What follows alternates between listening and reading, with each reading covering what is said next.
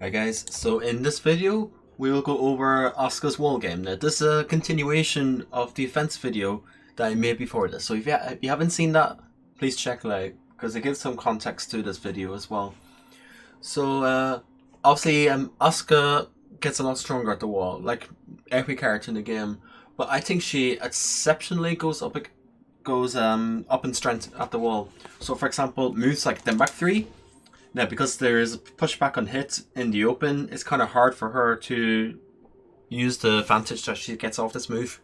However, at the wall, it is +4 point blank and in crouching as well, so the opponent cannot step one way. So, what this means is Asuka is in their face, and if they try to mash, she has down forward 1-4 for a counter hit, string from wall splat for 13 frame. So if they mash, you can do this to counter hit them, which is a very strong tool to have. So when they're afraid of this move, and they're afraid to challenge Asuka, you can loop them back 3, you can do whatever you want in their hesitation. You can even do them back 3, them 1+2, whatever you want, you know. Make them eat mix up. Make them eat a bigger mix up because they're afraid to disrespect you because of the follow-ups for them forward 1-4. And obviously you can get away with them forward 1-2 on block because it's only -1 on block. So down forward 1-2, it's only -1 on block.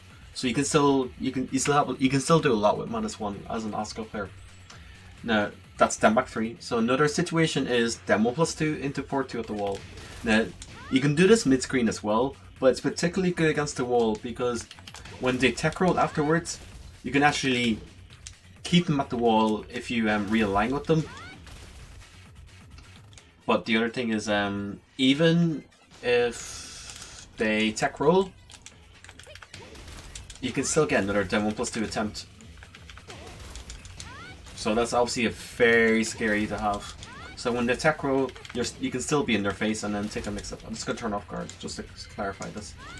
So bam, bam, they tech roll, bam, bam. Or you can do your dash 1+2 for example, or whatever you want, you know. You can even do just basic poking game or whatever, like some basic mix up. On some characters you can get them 1+2 into 4-2 afterwards as well in this situation. So this dem 1+2 becomes a lot stronger, and also because they can't backdash away from dem 1+2 like they can in mid screen, so they can't escape dem 1+2. Another thing you can use at the wall is FC dem 3 because it is a wall bent.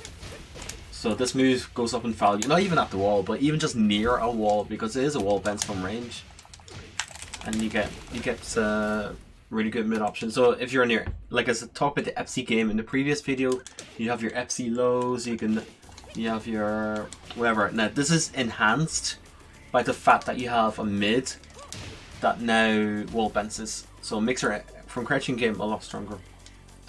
You have 4-4-2-1 string, so this is a natural combo. You can do this to scare them from ducking because if they duck, they eat the 4-4-2-1+2 mid, which is also a wall spot. And you can use this as a whip punisher, for like a beefy whip punisher. So that is another thing you could do at the wall. Use this as a beefy whip punisher. Down for 3 is just a relatively quick mid splat that is safe on block. It is safe on block. And as you can see, it directly wall splats. Size up 2, of course, is very, very strong at the wall because it is a face-off. You know, we all know how good size up 2 is, so I don't think I need to say too much on size up 2. Just that you have an evasive mid option that wall splats. So if your opponent likes to retaliate at the wrong time against Asuka's pressure, you can scare them with size up 2 and then wall splat them for their troubles. So that's another option you have. And of course, a buff in Season 3, Asuka's Power Crush, which is, to me, is insane because it is safe on block. As I will demonstrate, it is safe on block at -9. So it is sorbs, because it's a Power Crush, it sorbs moves that aren't lows or grabs at like frame 6, I think is 6. Or, yeah, I believe so, 6 or 8. But either way, it's armored. It's safe, it is a high, but if they're ducking in advance first, then you can start doing your mid options. As you can see, like a pattern here, if they start ducking against the power crush, because it is safe on block. So they either have to block it and take their turn, or duck preemptively if they want a reward. So you have your mid options to complement that. So power crush is just her power crush is just a way to make the opponent scared to press the buttons at the wrong time against Asuka. If they retaliate against her pressure in the wrong way, you know, they can eat Sidestep 2 or they can eat Power Crush. And you have other stuff like can-cans, you know, the usual Asuka things that you could do mid-screen. It's just better at the wall because you get better rewards off Sidestep 2 and stuff like that. Another string is back 4. Now back 4, you know, it's always a counter launcher. 15 frame standard, right? Standard counter launcher. But why it's extra more better at the wall is because of the follow-up. Now, I don't recommend doing this too much because the third hit is launch punishable at -16, but you can delay all the hits and it's natural combo from the second hit. So if they press the button after back 4 and they take the turn, your reward for finishing the string becomes a lot higher because of the wall spot than you would get mid-screen. So you can do this, resplash, and then whatever, you know.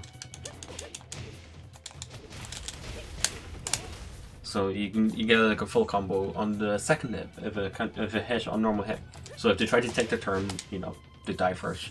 So as you can see, you have really good options against the wall Asuka. Like scary mix-ups, then 1+2 scary at the wall. You have your safe mids. You have that back 3, which you can loop almost because it's +4 in their face, and you have strong counter tools to scare them from taking their turn and disrespecting you. So what else can we talk about?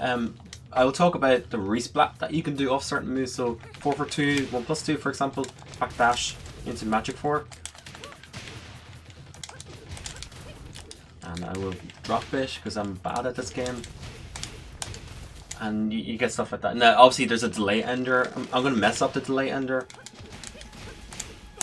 But you know to delay that ender anyway. And stuff off like Power Crush, I would just do Magic 4 up close. Further out, you can do then back 4-3, and even slightly further out, you can do stuff like 4-4-2-3 or whatever. But up close at the wall, I would just do standing 4 because it's consistent.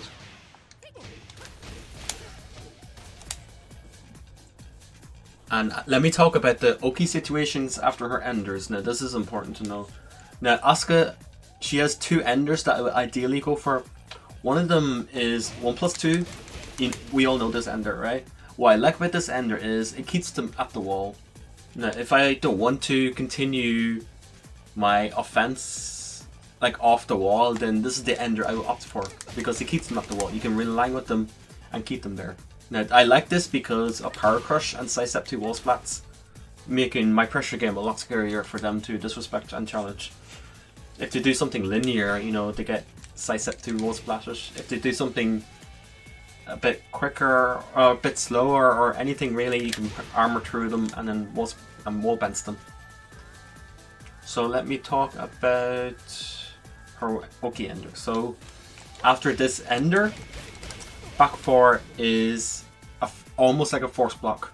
It covers tech rolls in both directions, meaning if they get up, they have to block standing or else it'll just hit, okay?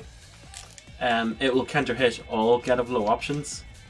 So if they try to toe kick, for example, the back 4 will counter hit them. So she has a lot of advantage, right? Even spring kick, it'll beat spring kick also.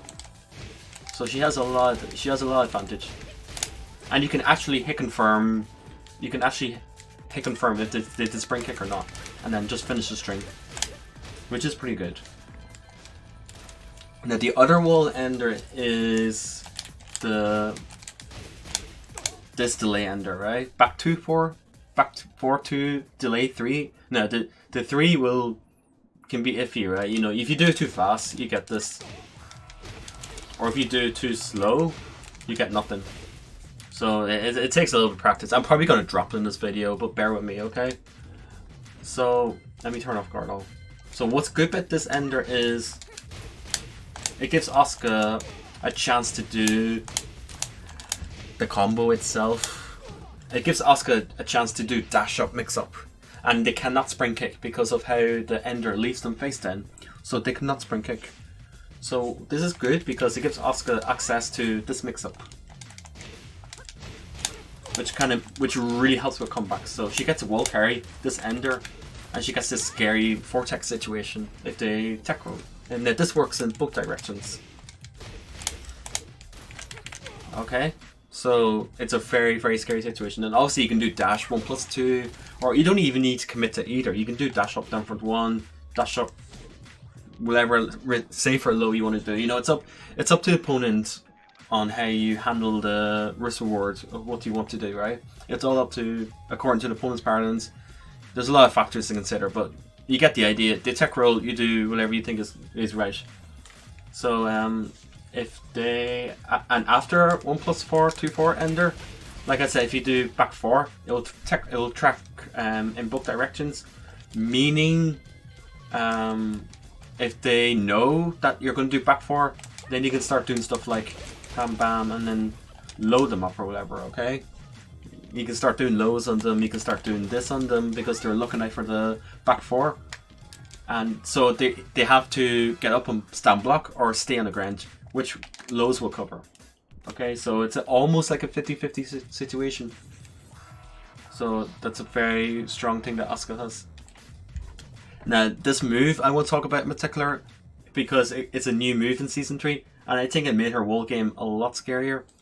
Then back 1-2. Now, this is the high ender is new in Season 3 and is a natural combo. Now, then back 1 is a true high crush in 6 frame. So doing jabs or doing any highs against Asuka is extremely scary because of this move.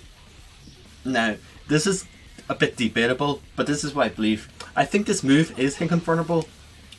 Now, it's easier than in match than it is in practice mode on random guard. But in real match, you know, if you see them twitch, if you see them attack as you do this, or if you see them move as you connect this, then you can twitch confirm. You can use that as a visual cue to twitch confirm them, to twitch confirm the move. So this becomes a really scary at the wall because you get 76 damage if you do the resplat combo with the backdash magic fork.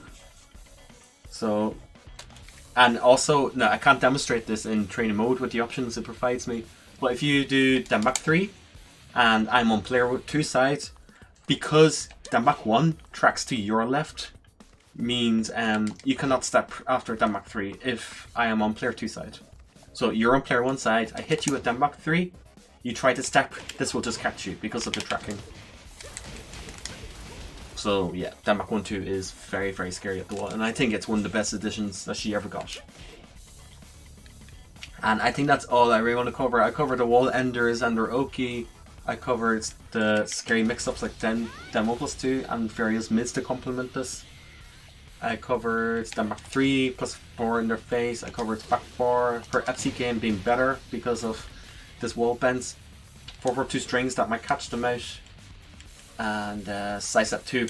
Sidestep 2 and Power Crush, making the opponents very scared and very risky for them to interrupt Asuka's offense and pressure.